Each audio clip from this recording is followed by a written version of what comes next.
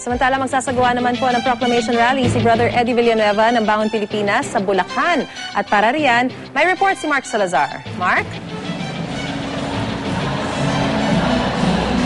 Maris, nandito ako sa 2,000 seat capacity ng Bulacan Capitol Gymnasium at ilang minuto lamang ay magsisimula ng kick-off rally ni Bangon Pilipinas Senatorial Eddie Villanueva. Kagaya ng 2010 ay green ang kulay ng tema ng kanyang kick-off rally.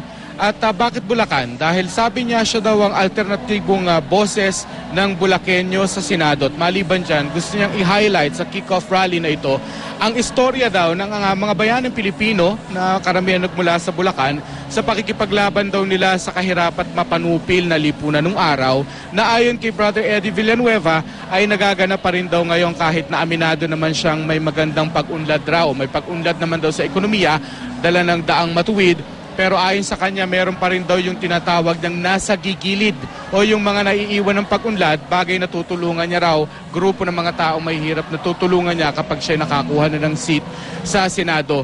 8 to 10 a.m. itong kick-off rally na ito sa Bulacan at mamayang gabi meron pa siyang kick-off rally online naman from 7 p.m. to 10 p.m. kung saan pwede raw magtanong yung netizens tungkol sa plataforma niya hanggang 10 p.m. yon. Maris.